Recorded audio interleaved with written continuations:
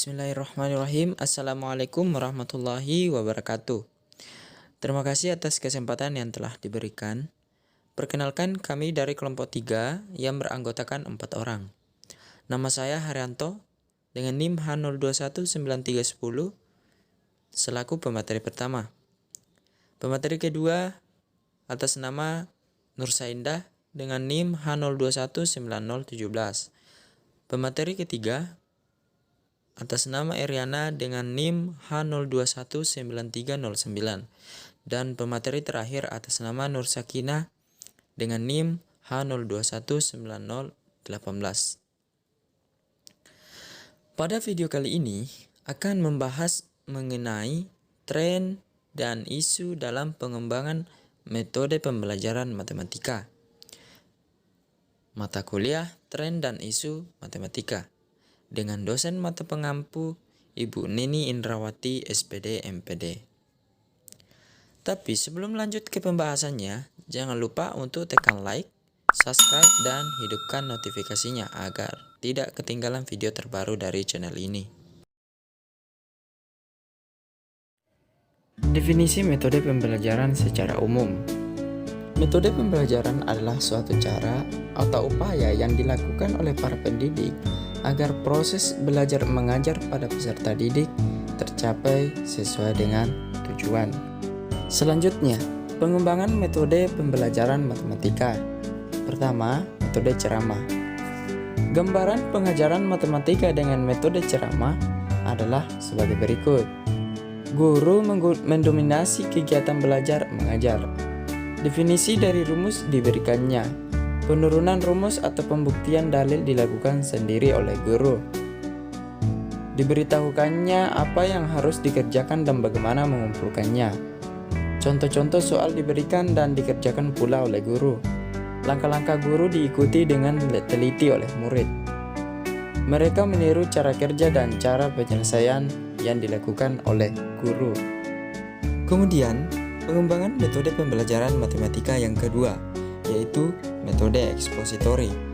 Metode ekspositori sama seperti metode ceramah dalam hal terpusatnya kegiatan kepada guru sebagai pemberi informasi atau bahan pelajaran.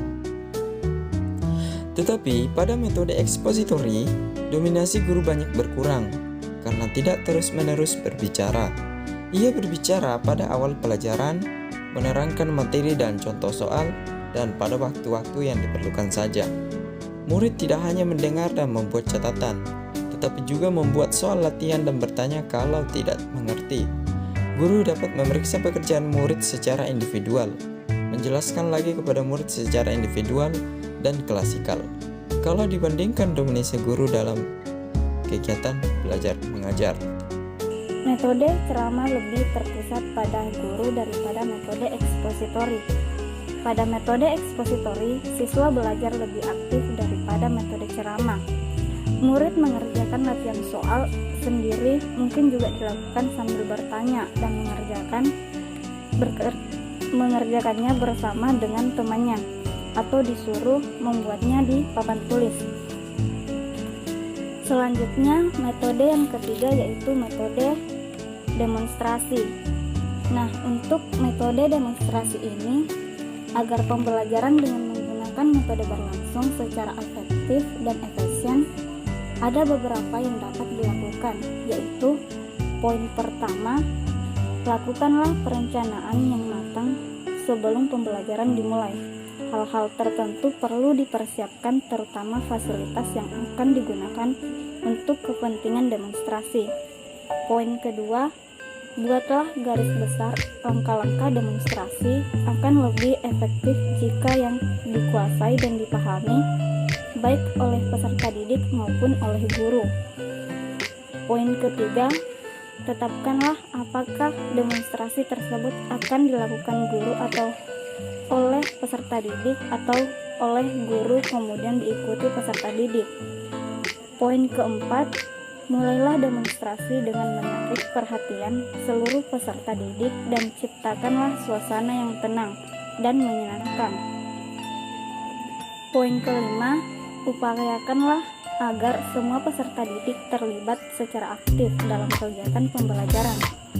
Poin keenam, lakukanlah evaluasi terhadap pembelajaran yang telah dilaksanakan, baik terhadap efektivitas metode demonstrasi maupun terhadap hasil belajar peserta didik.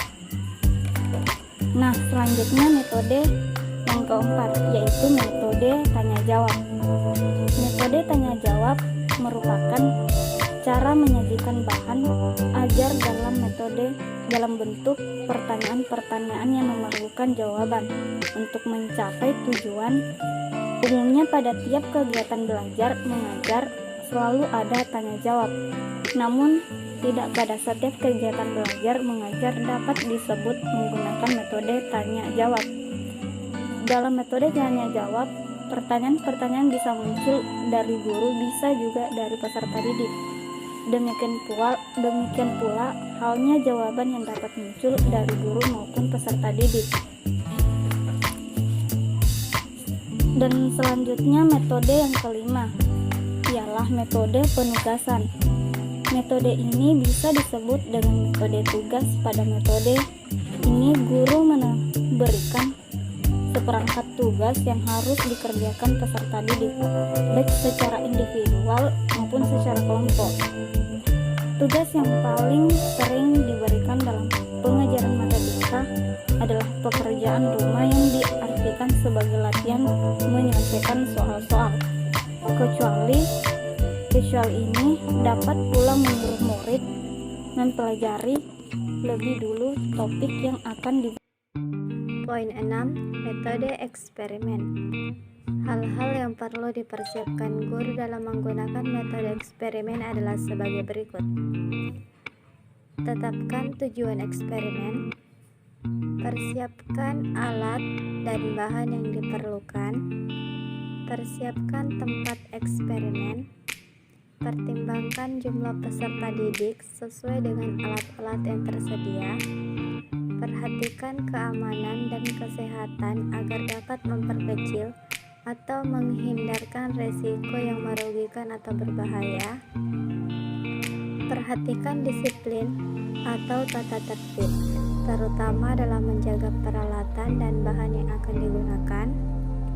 Berikan penjelasan tentang apa yang harus dikerjakan dan tahapan-tahapan yang mesti dilakukan peserta didik, termasuk yang dilarang dan yang membahayakan. Poin 7. Metode drill dan metode latihan. Sesudah murid memahami penjumlahan, pengurangan, perkalian, dan pembagian bilangan bulat positif sampai 100, akhirnya mereka dituntut untuk dapat mengerjakannya dengan cepat dan cermat. Kemampuan mengenai fakta-fakta dasar berhitung ini tergantung pada ingatan, cepat mengingat, kemampuan mengingat kembali, dan kegiatan-kegiatan lain yang bersifat lisan merupakan hal-hal yang perlu untuk dihafal. Kemampuan demikian merupakan tujuan dari metode drill. Poin ke-8. Metode penemuan. Cara mengajar dengan metode penemuan menempuh langkah-langkah berikut. Adanya masalah yang akan dipecahkan sesuai dengan tingkat perkembangan kognitif peserta didik. Konsep atau prinsip yang harus ditemukan oleh peserta didik melalui kegiatan tersebut perlu dikemukakan dan ditulis secara jelas. Harus tersedia alat dan bahan yang diperlukan. Susunan kelas diatur sedemikian rupa sehingga memudahkan terlibatnya arus bebas pikiran peserta didik dalam kegiatan belajar mengajar. Guru harus memberikan kesempatan kepada peserta didik untuk mengumpulkan data.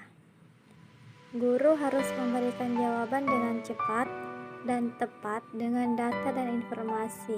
Ke-9, metode inquiry. Adapun kegiatan-kegiatan dalam menerapkan metode inquiry sebagai berikut. Mengajukan pertanyaan-pertanyaan tentang fenomena alam, merumuskan masalah yang ditemukan, merumuskan hipotesis, merancang dan melakukan eksperimen, mengumpulkan dan menganalisis data, menarik kesimpulan, mengembangkan sikap ilmiah yakni objektif, jujur, hasrat ingin tahu, terbuka, berkemauan, dan tanggung jawab. Perkenalkan, nama saya Nur Sakina. Jadi saya akan melanjutkan pemaparan materi kelompok kami, yaitu trending topik atau isu yang sedang populer tentang metode pembelajaran matematika saat ini. Yang pertama yang ada di Indonesia. Ilmu pengetahuan dan teknologi mempengaruhi perkembangan dan perubahan pendidikan matematika. Pendidikan matematika dapat dikatakan berkembang seirama dengan perkembangan guru belajar, teknologi, dan tuntutan dalam kehidupan. Salah satunya adalah metode pembelajaran yang saat ini digunakan dalam situasi pandemi COVID-19 di Indonesia. Dalam metode pembelajaran matematika tentunya banyak sekali perubahan akibat adanya situasi pandemi saat ini.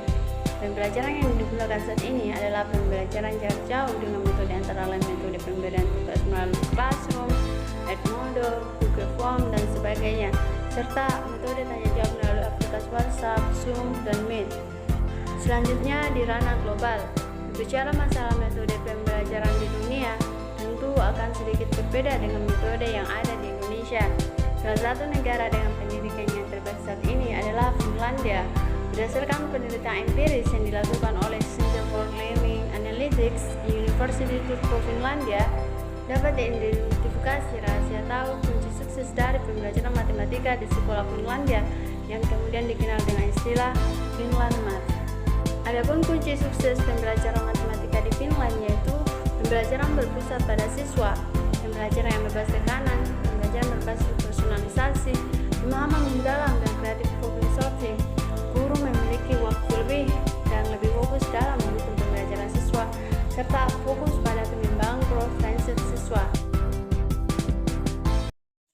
Itulah tadi pembahasan materi mengenai tren dan isu dalam pengembangan metode pembelajaran matematika.